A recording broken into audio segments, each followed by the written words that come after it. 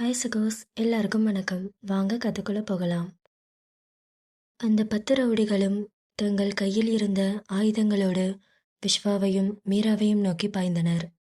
விஸ்வாவின் கண்களில் தன் தங்கையை காப்பாற்ற வேண்டும் என்கிற அண்ணனின் வெறி காட்டுத்தீயாக எரியத் தொடங்கியது. விஸ்வா மீராவை பின்னுக்கு தள்ளி சிங்கம் போல கர்ஜித்தான்.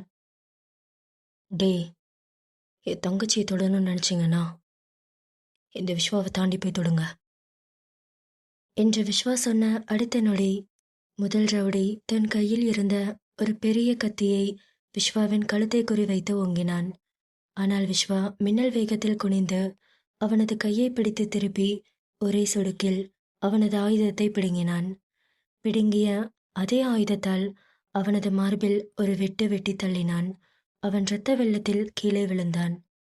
அடுத்த 3 பேர் ஒன்றாக விஸ்வாவை நோக்கி பாய விஸ்வா காற்றில் எகிரி உதைத்து இருவரின் முகவாயை பேர்த்தான். அவனது கை கத்தி காற்றில் சுழன்ற வேகம் எதிரிகளுக்கு மரண பயத்தை காட்டியது. ஒரு ரவுடியின் கையில் இருந்த இரும்பு ராடை தன் இடது கையாலேயே பிடித்து அதை அப்படியே அவன் தலையிலேயே ஓங்கி அடித்தான் விஸ்வா. மீரா அந்த அறையின் ஓரமாக தன் வயிற்றை கட்டிக்கொண்டு நடுங்கியபடி இந்த பயங்கரமான சண்டையை பார்த்து கொண்டிருந்தாள். விஸ்வாவின் உடம்பில் இருந்து அனல் பறந்தது. அவனது ஒவ்வொரு அடியும் ஒரு பாறாங்கல் மோதுவது போல இருந்தது. அந்த பங்களாவின் சுவற்றில் எதிரிகளின் இரத்தம் தெரித்தது. விஸ்வா தன் தங்கையின் முன்னால் ஒரு இரும்பு கோட்டை போல துணிச்சலாக நின்று அசாத்தியமான பவரோடு அந்த ரவுடி கும்பலை அடித்து சாய்த்து கொண்டிருந்தான். 7 பேர் இரத்த வெள்ளத்தில் தரையில் துடித்து கொண்டிருக்க எஞ்சிய 3 விஸ்வாவின் இந்த அசுரத்தனமான வெறியை பார்த்து பின்வாங்கினர். விஸ்வா மூச்சு வாங்க தன் கையில் இருந்த கத்தியோடு எஞ்சியிருந்த ரவுடியை நோக்கி முன்னேறினான். ஆனால் அவன் மீராவின் பாதுகாப்பில் சற்று கவனத்தை செலுத்திய அந்த ஒரு மில்லி செகண்ட், ஏற்கனவே தரையில் காயத்தோடு விழுந்து கிடந்த ஒரு ரவுடி தன் கையில் இருந்த கூர்மையான கத்தியை எடுத்துக்கொண்டு நரி போல பின்னால் ஊர்ந்து வந்து விஸ்வாவின் முதுகில் ஆழமாக குத்தினான். விஸ்வா வலியின் உச்சத்துக்கே சென்று கத்தினான். அவன் முதுகில் இருந்து இரத்தம் வழிந்தது. அவன் அப்படியே முன்னால் முழங்காலிட்டு நிலை தடுமாறி தரையில் சாய்ந்தான். விஸ்வா நிலை தடுமாறியதை சாதகமாக பயன்படுத்தி கொண்டிய எஞ்சிய 3 ரவுடிகளும் வெறிபிடித்த மிருகங்களைப் போல அவன் மேல் பாய்ந்தனர். முதுகில் குத்தப்பட்ட வலியோடு விஸ்வா எழுந்து சண்டை போட முயன்றான். ஆனால் அவனது வேகம் குறைந்திருந்தது. ரவுடிகள் அவனது கால்களிலும் மார்பிலும் தோள்களிலும் தங்களின் ஆயுதங்களால் கொடூரமாக தாக்கினர். விஸ்வாவின் ஒட்டுமொத்த உடம்பும் இரத்த வெள்ளத்தில் அப்படியே தரையில் சுருண்டு விழுந்து கிடந்தது. அவனது கையில் இருந்த கத்தி நழுவி தூரமாக விழுந்தது. விஸ்வா இப்படி விழுந்து கிடப்பதை பார்த்ததும் மீராவுக்குள் இருந்த பயம் எல்லாம் மறைந்து தன் அண்ணன் அழுகிறான் என்ற வேதனை மட்டுமே எஞ்சியது. அவள் ஓடி வந்து விஸ்வாவின் தலைமாட்டிற்கு அருகில் தரையில் மண்டியிட்டு அமர்ந்து அவனது முகத்தை தன் கைகளில் ஏந்தி கொண்டாள். அவளது கைகள் முழுக்க விஸ்வாவின் இரத்தம் ஒட்டிக்கொண்டது. மீரா கண்ணீர் விட்டு கதறி, அண்ணா, அண்ணா என்னாச்சு? அண்ணா எந்திரினா, அண்ணா கண்ணை திறந்து பாரு, அண்ணா எந்திரினா. இப்போதான் நீ அண்ணன் தெரிஞ்சு எனக்கு அவ்வளோ சந்தோஷமா இருந்தது. அதுக்குள்ள என்னை இப்படி தனியாக விட்டு போறியா? அண்ணா ப்ளீஸ் எந்திரினா, எனக்கு ரொம்ப பயமா இருக்கு என்று அவள் விஸ்வாவை அழுது கொண்டே எழுப்பிவிட்டு கையில் ஆயுதங்களோடு தங்களை நோக்கி சிரித்து கொண்டே வந்த அந்த ரவுடிகளை பார்த்தாள். மீரா அவர்களை பார்த்து அழுது கொண்டே, அண்ணா ப்ளீஸ் தயவு செஞ்சு எங்களை விட்டுருங்க, உங்களுக்கு என்ன வேணும்? விஸ்வா அண்ணா ரொம்ப பாவம், எவ்வளோ ரத்தம் போகுது, ப்ளீஸ் அவர் அடிக்காதீங்க, அவரை உடனே ஹாஸ்பிட்டல் கூட்டிகிட்டு போகணும். உங்களை கெஞ்சி கேட்குற, தயவு செஞ்சு எங்களை போக விடுங்க, இவ்வளோ ரத்தம், அண்ணாக்கு ஏதோ ஆயிருமான்னு பயமாக இருக்கு, ப்ளீஸ் எங்களை விட்டுருங்க. சத்தியமா நீங்கள் எப்படி பண்ணீங்கன்னு நாங்கள் யார்கிட்டையும் சொல்ல மாட்டோம், ப்ளீஸ் தயவு செஞ்சு எங்களை போக விடுங்க, அண்ணாவை ஹாஸ்பிட்டலில் சேர்க்கணும் என்று அவள் அழுது கொண்டிருக்க அந்த ரவுடிகள் மீராவின் அழுகையைக் கண்டு இரக்கமில்லாமல் சிரிக்க, தரையில் கிடந்த விஸ்வா தன் ஒட்டுமொத்த உயிரையும் திரட்டி மெதுவாக தன் கண்களை திறந்து மீராவை பார்த்தான். அவன் வாயிலிருந்து இரத்தம் வழிந்தது. விஸ்வா மரண வலியோடு குரல் தழுதழுக்க, "இங்க பாரு மீரா, இதை நான் எங்க கிட்ட எதுக்கு கெஞ்சுற? நான் சொல்றது கேளு. என்னை பத்தி என்னை பத்தி நீ கவலைப்படாத. எனக்கு ஒன்றும் ஆகாது மீரா. இங்கிருந்து நீ போயிரு. நான் இவனுங்களை பார்த்துக்கிறேன். மீரா, இங்கிருந்து ஓடி போயிரு. ஆதிக்கிட்ட போ. ஆதி உன்னை பார்த்துப்பான். போ மீரா" என்று விஸ்வா தன் கையில் இருந்த இரத்தக்கரையோடு மீராவை அங்கிருந்து தள்ளிவிட முயன்றான். ஆனால் மீரா விஸ்வாவின் கையை இன்னும் இறுக்கமாக பற்றி கொண்டாள். "இல்ல, நான் போக மாட்டேன். அண்ணா, உன்னை இந்த மாதிரி நிலைமையில விட்டு என்னால் எப்படி போக முடியும்? இல்ல, நான் போக மாட்டேன். மீரா, சொன்னா கேளு. இங்கிருந்து போ மீரா." "இல்ல, எனக்கு அந்த 4 வயசுல ஆத்து தண்ணியில உன் கையை விட்டதான் நான் பண்ண பெரிய தப்பு. ஆனா இன்னைக்கு உன் தங்கச்சி உன் கையை விட மாட்டா. உன்னை தனியா சாக விட மாட்டேன். உன் கூட தான் நான் இருப்பேன்" என்று கூறிய மீரா விஸ்வாவை அப்படியே அணைத்துக் கொண்டு ரவுடிகளின் கத்திகளுக்கு முன்னால் தன் அண்ணனுக்கு ஒரு கேடயமாக அழுது கொண்டே குறுக்கே நின்றாள். அதே நள்ளிரவு நேரம் விஸ்வாவின் கெஸ்ட் ஹவுஸில் இவை நடந்து கொண்டிருக்க, அங்கே ஆதியின் பிரம்மாண்டமான மேன்ஷனை நோக்கி மரணம் வேறு ஒரு வடிவத்தில் வந்து கொண்டிருந்தது. அமைதியாக இருந்த அந்த நள்ளிரவில் திடீரென்று மேன்ஷனின் இரும்பு கேட்டை உதைத்து கொண்டு பல சொகுசு கார்கள் உள்ளே சீறி பாய்ந்து வந்து நின்றன. காரின் கதவுகள் திறக்கப்பட கைகளில் நவீன ஆயுதங்களோடு கொடூரமான புன்னகையோடும் சித்தார்த் முன்னால் இறங்கினான். அவனுக்கு பின்னால் 20க்கும் மேற்பட்ட அவனது முதன்மை ரவுடி கும்பல் வெறி பிடித்த வேட்டை நாய்களைப் போல பாய்ந்து இறங்கியது. மேன்ஷனின் வாசலில் நின்றிருந்த செக்யூரிட்டிகள் மற்றும் ஆதியின் தனிப்பட்ட பாடிகார்ட்ஸ் நிலைமையை உணர்ந்து துப்பாக்கிகளை தூக்குவதற்குள் சித்தார்த்தின் ஆட்கள் அவர்கள் மேல் பாய்ந்து மிருகத்தனமாக தாக்கத் தொடங்கினர். அந்த சத்தம் அந்த நள்ளிரவில் மேன்ஷனையே அதிர வைத்தது. ஆதியின் விசுவாசமான பாடிகார்ட்ஸ் எவ்வளவோ போராடியும் 20க்கும் மேற்பட்ட ஆயுத கும்பலின் ஆக்ரோஷத்திற்கு முன்னால் அவர்களால் ஈடு கொடுக்க முடியவில்லை. அவர்கள் அனைவரும் அடித்து ஆங்காங்கே சரிந்து விழுந்தனர். மேன்ஷனுக்குள் இருந்த சமையல்காரர்கள், வேலைக்கார பெண்கள் என அனைவரும் இந்த திடீர் சண்டையை கண்டு பயந்து அலறி அடித்துக்கொண்டு ஹாலில் மறைந்து நின்று கொண்டனர். சித்தார்த் தன் கையில் இருந்த பளபளக்கும் துப்பாக்கியை சுழற்றி கொண்டே மேன்ஷனின் பிரதான ஹாலுக்குள் கம்பீரமாக நுழைந்தான். தரையில் இரத்த வெள்ளத்தில் கிடந்த ஆதியின் ஆட்களை தன் கால்களால் எட்டி உதைத்துவிட்டு மூலைகளில் பயந்து நடுங்கிக் கொண்டிருந்த வேலைக்கார பெண்களை பார்த்து சிரித்தான். "ஆமா, இதுக்கே இப்படி பயந்தீங்கன்னா இனிமேதான் மெயின் சீனே இருக்கு. நீங்க எல்லாரும் தூக்கி வச்சு கொண்டாடினீங்களே அந்த ஆதியோட சாப்டர் இன்னைக்கு நைட்டோட முடிய போகுது. அவன்கிட்ட சொல்லுங்க, அவனோட மரணம் அவன் வாசல்ல வந்து நிக்குதுன்னு. உங்க எல்லாரோட கண்ணு முன்னாடியே நீங்க எல்லாரும் பார்த்துட்டு இருக்கும்போதே இவ்வளோ நாள் நீங்களாம் கடவுள் மாதிரி நினைச்ச உங்க பாஸ் ஆதிய கொடூரமா சித்திரவதை பண்ணி துடி துடிக்க இந்த மேன்ஷனுக்குள்ளேயே கொள்றேன். அது எல்லாத்தையும் நீங்க பார்க்க தான் போறீங்க" என்று கூறிய சித்தார்த் வெறித்தனமாக சிரித்துக்கொண்டே ஆதியின் பிரதான பெட்ரூமை நோக்கி தன் ஆட்களோடு படிக்கட்டுகளில் விறுவிறுவென ஏறி சென்றான்.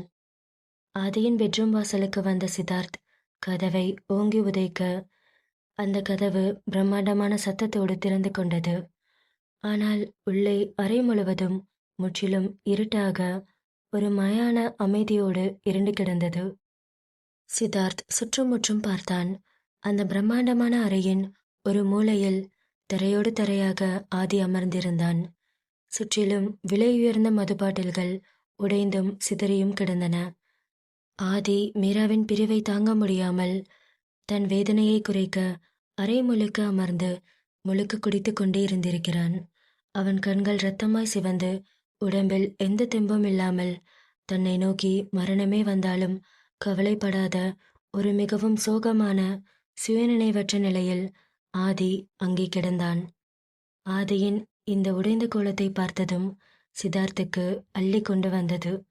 அவனது ஒட்டுமொத்த கோபமும் மறைந்து ஒரு பயங்கரமான நக்கல் சிரிப்பை சிரித்தான்.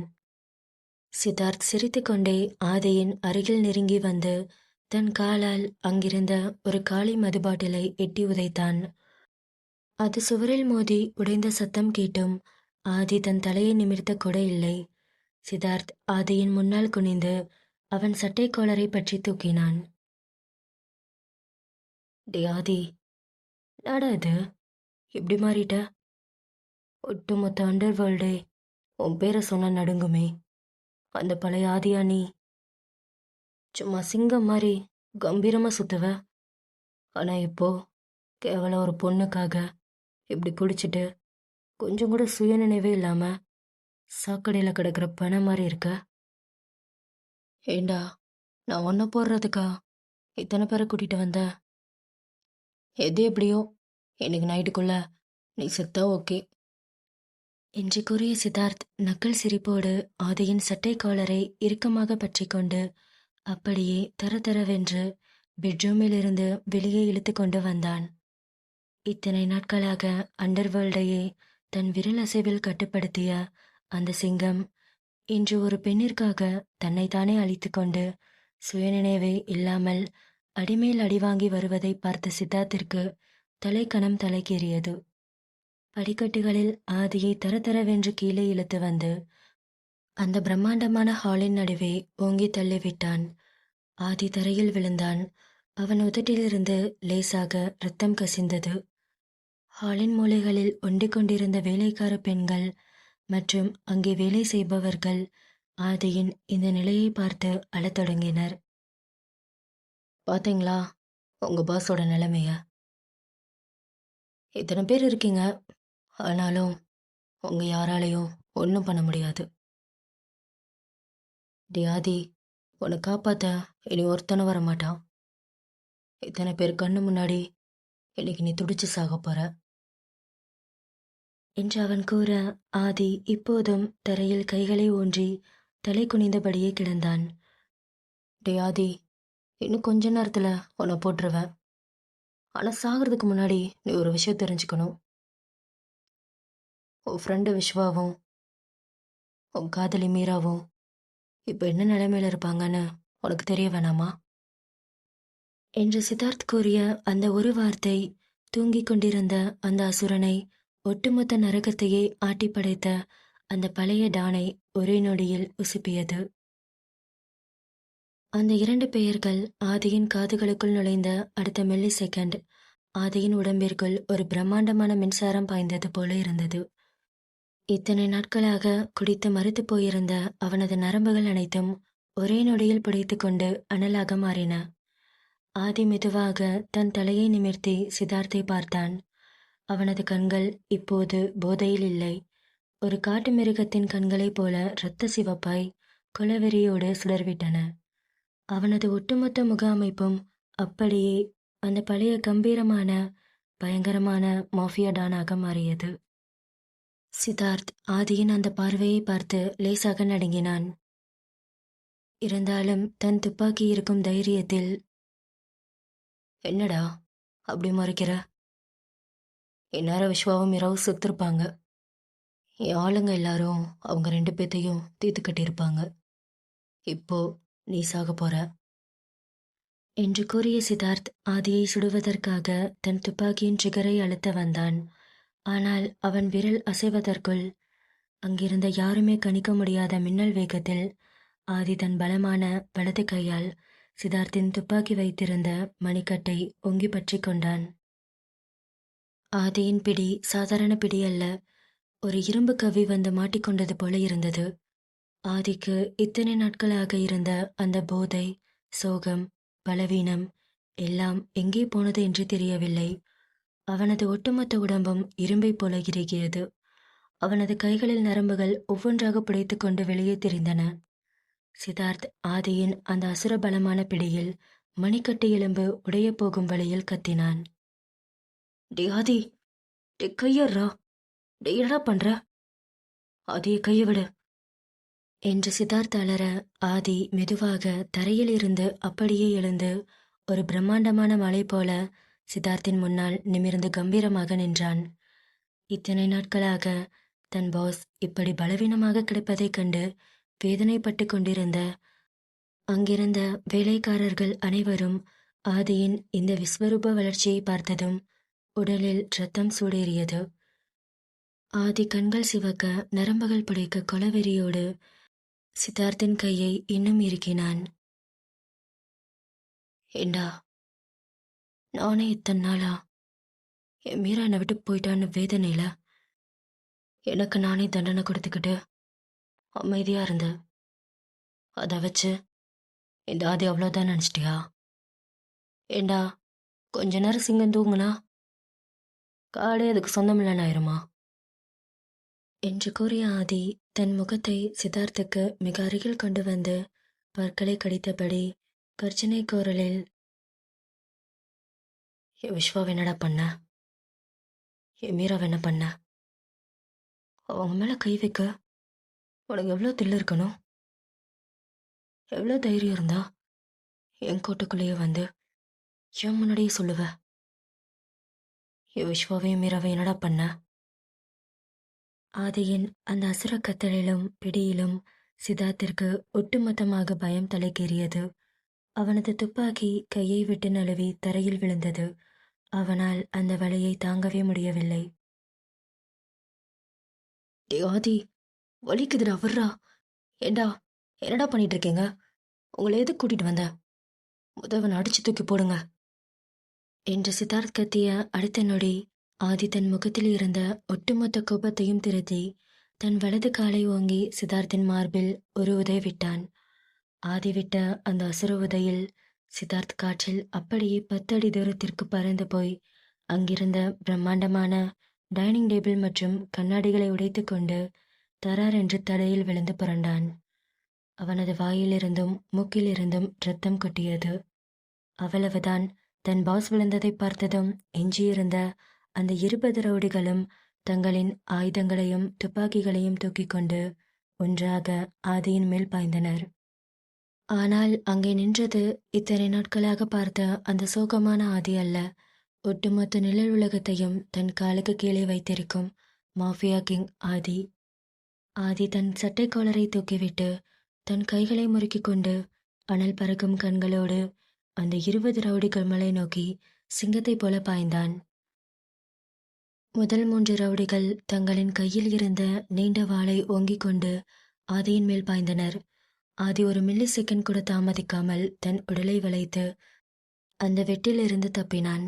அடுத்த நொடியே அவன் கையை பிடித்து திருப்பி முழங்கையால் அவனது முகடை உடையுமாறு ஓங்கி அடித்தான். அவனது மூக்கு எலும்பு நொறுங்கும் சத்தம் ஹாலில் எதிரொலித்தது. அவனிடமிருந்த அந்த வாளை பிடுங்கிய ஆதி அடுத்த இருவரின் மார்பிலும் வயிற்றிலும் மின்னல் வேகத்தில் வெட்டி சாய்த்தான். மீதமுள்ள ரவுடிகள் ஆயுதங்களை சுழற்றி ஆதியை தாக்க முயன்றனர். ஆனால் ஆதியின் வேகம் அசாத்தியமாக இருந்தது. அவனது ஒவ்வொரு குத்தும் இரும்பு பாறை மோதுவது போல எதிரிகளின் நெஞ்சை கிழித்தது. ஆனால் 20 பேர் கத்திகளோடும் துப்பாக்கிகளோடும் சுற்றி நின்று கொண்டு தொடர்ந்து தாக்க முயன்றதால் ஆதி தன் ஒட்டுமொத்த பவரையும் காட்ட ஒரு முடிவை எடுத்தான். ஹாலின் ஒரு பெரிய சுவரில் பிரம்மாண்டமான தடிமனான கண்ணாடி கதவுகளுக்கு பின்னால் ஆதியின் தனிப்பட்ட கன் கலெக்ஷன் ஷோகேஸ் பளபளப்பாக மின்னும்படி இருந்தது. ஆதி பாய்ந்து சென்று தன் வலது காலால் அந்த தடிமனான கண்ணாடி கதவை ஒரே உதையில் நொறுக்கி தள்ளினான். உள்ளே இருந்த 2 நவீன பளபளக்கும் ஆட்டோமேட்டிக் துப்பாக்கிகளை 2 கைகளிலும் அள்ளிய ஆதி கண்களை மூடி திறக்கும் வேகத்தில் மேகசினை பூட்டி அதை லோட் செய்ய ஆரம்பித்தான். அவனது முகம் மரண கடவுளைப் போல கொடூரமான கெத்தோடு காட்சியளித்தது. ஆதி 2 கைகளிலும் இருந்த துப்பாக்கிகளின் ட்ரிகரை ஒரே நேரத்தில் அழுத்தி ஹால் முழுவதும் தாறுமாறாக வெறித்தனமாக சுடத் தொடங்கினான். அந்த நள்ளிரவில் மேன்ஷனை அதிரும் அளவுக்கு அந்த சத்தம் காதை கிழித்தது. ஆதி சுட்ட குண்டுகள் ரவுடிகளின் மார்புகளையும் தலைகளையும் துளைத்து கொண்டு பாய்ந்தன. ரவுடிகள் அலறி துடித்தபடி ஒவ்வொருவராக தரையில் சுருண்டு விழுந்தனர். ஆதிக்கு அங்கே ஒரு இலக்கோ இரக்கமோ இல்லை. தன் கஸ்டடியை தொட்டவர்களை அழிக்க வேண்டும் என்கிற ஒற்றை வெறி மட்டுமே இருந்தது. குண்டுகள் பாய்ந்த வேகத்தில் மேன்ஷனில் இருந்த சொகுசு சோஃபாக்கள் கிழிந்து பஞ்சுகள் காற்றில் பறந்தன. சுவர்களில் இருந்த பிரம்மாண்டமான விலைமதிப்பற்ற புகைப்படங்கள், இத்தாலிய மார்பிள் சிலைகள், மேலே தொங்கிக் கொண்டிருந்த மாசான விண்டேஜ் விளக்குகள் எல்லாம் சுக்குநூறாக உடைந்து சிதறி விழுந்தன. பங்களா பொருட்கள் அனைத்தும் போர்க்களத்தைப் போல சிதறின. ரவுடிகள் தப்பிக்க வழி தெரியாமல் அலறினர். சிலர் சோஃபாக்களுக்கு பின்னால் ஒளிந்து கொண்டு திருப்பி சுட முயன்றனர். ஆனால் ஆதி ஒரு அனல் பிளம்பாக மாறி எல்லாரையும் சுட்டு தள்ளி கொண்டே இருந்தான். சில நிமிடங்களிலேயே அந்த 20 ரவுடிகளும் இரத்த வெள்ளத்தில் பிணமாக அந்த மேன்ஷன் ஹால் முழுவதும் சிதறி கிடந்தனர். ஹாலில் அந்த துப்பாக்கி புகையும் அந்த வாடையும் மட்டுமே எஞ்சியிருந்தது. கடைசி ரவுடியும் ஆதியின் குண்டு பாய்ந்து தரையில் விழ, ஆதி தன் கையில் இருந்த புகையும் துப்பாக்கியோடு மெதுவாக தன் கூர்மையான பார்வையை சித்தார்த்தின் பக்கம் திருப்பினார். தரையில் கிடந்த சித்தார்த் ஆதியின் இந்த வெறித்தனமான அசுர ஆட்டத்தையும் தன் கண் முன்னாலேயே 20 பேரும் பிணமாக விழுந்ததையும் பார்த்து ஒட்டுமொத்தமாக மிரண்டு போனான். அவனது உடம்பெல்லாம் பயத்தில் நடுங்கியது. ஆதி தன் கையில் இருக்கும் துப்பாக்கியோடு சிங்க நடை போட்டு தன்னை நோக்கி வருவதை பார்த்தபோதே சித்தார்த்திற்கு புரிந்துவிட்டது. ஆதி தன்னையும் உயிரோடு விடமாட்டான் என்று.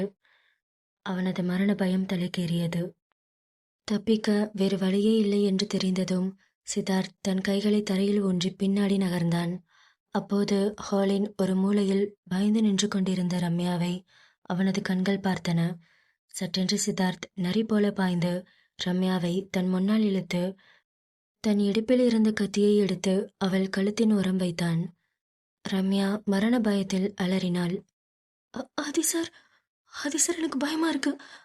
ப்ளீஸ் சார், எனக்கு காப்பாத்துங்க என்று அவள் கதற, சித்தார்த் கைகள் நடுங்க பயமும் வெறியும் கலந்து கத்தியபடி, "டி ஆதி, அங்கே நில்லு. ஒரு அடி முன்னாடி வந்த இவரோட கழுத்தை இங்கே அறுத்துருவேன். மரியாதையா உன் கையில் இருக்கிற துப்பாக்கியை கீழே போடு" என்று அவன் கூற ரம்யா பயத்தில் நடுங்கிக் கொண்டிருந்தாள். ஆனால் ஆதியின் முகத்தில் ஒரு சின்ன பதற்றம் கூட வரவில்லை. அவனது முகத்தில் ஒரு அலட்சியமான ஒரு புன்னகை மட்டுமே எஞ்சியிருந்தது. அவன் துப்பாக்கியை தன் கையில் சுழற்றி கொண்டே சித்தார்த்தை பார்த்து நக்கலாக சிரித்தான். "டேய் சித்தார்த், உனக்கு எதுக்குடா அந்த தேவையில்லாத வேலை? நமக்குள்ளதான பிரச்சனை. அந்த பொண்ணு என்ன பண்ணுச்சு? பாவம், சின்ன பொண்ணு. அந்த பொண்ணை விட்டுரு. இந்த ட்ராமாலாம் என்கிட்ட பண்ணாத. மரியாதையா அவளை விட்டுரு. இங்க பாரு ஆதி, எனக்கு என் உயிர் முக்கியம். உன் கையில் இருக்கிற கண்ணை கீழே போடு. இல்லை, இந்த பொண்ணை இங்கேயே தான் பண்ணிடுவேன்." ஏண்டா, நான் சொல்லிட்டே இருக்கேன், உன் காதில் விழுகலையா? இப்போ என்ன, அவளை போடணுமா? போடு. யாரா அவ எனக்கு? அவளை போட்ட என்கிட்ட நீ தப்பிச்சிருவியா? எனக்கு தேவை உன்னோட உயிர் மட்டும்தான். உனக்கு தில்ல இருந்தா அவளை போடுறா. இங்க பாரு ஆதி, நான் நிஜமா தான் சொல்றேன். இந்த பொண்ணை கொன்றுவேன். மரியாதையை என்னை விடு. உன்னால அவளை ஒன்றும் பண்ண முடியாது. உன் கையை பார்த்தியா எப்படி நடுங்குதுன்னு? இந்த லட்சணத்துல நீ அவளை கொள்ளுவியா? என்று ஆதியின் அந்த வார்த்தைகளும் அவனது அசைக்க முடியாத கம்பீரமும் சித்தார்த்தின் கவனத்தை சற்று திசை திருப்பியது. அவனது கை லேசாக நழுவிய அந்த ஒரு நொடியை பயன்படுத்தி கொண்ட ரம்யா தன் ஒட்டுமொத்த துணிச்சலையும் திரட்டி சித்தார்த்தின் கையை தன் கைகளால் பலமாக பிடித்து கீழே தள்ளினாள். ஆதிக்கு அதுவே போதுமானதாக இருந்தது. அடுத்த மில்லி செகண்ட் ஆதி மின்னல் வேகத்தில் பாய்ந்து வந்து சித்தார்த்தின் கையில் இருந்த கத்தியை தட்டிவிட்டு அவனது கையை பின்னுக்கு திருப்பி அவன் கழுத்தை பூட்டி தரையில் பலமாக லாக் செய்தான். சித்தார்த்தால் அசையக்கூட முடியவில்லை. "இப்போ சொல்லு, உண்மை சொல்லு. என் விஸ்வாவை என்னடா பண்ண? என் மீரா எங்க இருக்கா? ஒழுங்கா உண்மையை சொல்லல, எங்கேயோ உன்னை சாவடிச்சிருவேன் என்று அவன் கேட்க சித்தார்த் வலி தாங்க முடியாமல் மூச்சு திணறியபடி கத்தினான். அதே சொல்லிடுறேன், என்னை விட்டுரு, எல்லாத்தையும் சொல்லிடுறேன். மீராவும் விஸ்வாவோட கெஸ்ட் ஹவுஸில் தான் இருக்காங்க. அவங்கள போடுறதுக்கு நான் தான் அங்கே ஆள் அனுப்பினேன். அவங்கள 2 பேத்தையும் போட்டு தர சொன்னேன். இந்நேரம் என் ஆளுங்க அவங்க கதையை முடிச்சிருப்பாங்க. என்னால் உன்னை கொல்ல முடியல, ஒத்துக்கிறேன். ஆனா நீ அனாதை ஆயிட்டாதே. விஸ்வாவும் மீராவும் எல்லாரும் செத்துருப்பாங்கடா. இதுக்கப்புறம் நீ என்னை கொன்னா கூட நான் சந்தோஷமா சாவேன். ஏன்னா விஸ்வா இல்லைன்னா நீ ஒன்றுமே கிடையாது. நீ இப்போ தோத்துட்டடா என்று அவன் ஆக்ரோஷமாக சிரிக்க, அவன் சிரித்து முடிப்பதற்குள் ஆதிக்குள் இருந்த அந்த கொடூர மாஃபியா டானின் கோபம் எல்லையை கடந்தது. தன் உயிர் நண்பன் விஸ்வாவிற்கும் தன் உயிரான மீராவிற்கும் ஆபத்து என்பதை அவனால் தாங்க முடியவில்லை. அவனது கண்கள் அப்படியே இரத்தக்காடாக மாறின. ஆதி தன் கையில் இருந்த துப்பாக்கியை நேராக சித்தார்த்தின் நெற்றியில் வைத்தான். ஒரு நொடி கூட யோசிக்காமல் வெறி பிடித்தவனைப் போல தாறுமாறாக சுட்டுத் தள்ளினான். அடுத்தடுத்து 5 குண்டுகள் சித்தார்த்தின் உடம்புக்குள் பாய்ந்தன. சித்தார்த்தின் அலறல் சத்தம் கூட வெளியே வராமல் அவனது உடல் அப்படியே துடிதுடித்து அடங்கி போனது. சித்தார்த் அந்த மேன்ஷன் தரையிலேயே பிணமாக சாய்ந்தான். அவனது அத்தியாயம் அடியோடு முடிந்தது. ஆதி துப்பாக்கியை கீழே எறிந்துவிட்டு மூச்சு வாங்க தன் கைகளில் இருந்த இரத்தக்கரையை பார்த்தான். அவனது மனதில் இப்போது விஸ்வாவும் மீராவும் மட்டுமே இருந்தனர். இந்த கதையுடைய அடுத்த பாகம் சீக்கிரமே நம்ம சேனல்ல வந்துடும். மறக்காம சேனலை சப்ஸ்கிரைப் பண்ணிக்கோங்க. கதையை பற்றின உங்கள் கருத்துக்களை கமெண்ட்ல சொல்லுங்க. கதை பிடிச்சிருந்ததுன்னா வீடியோக்கு மறக்காம ஒரு லைக் பண்ணிக்கோங்க.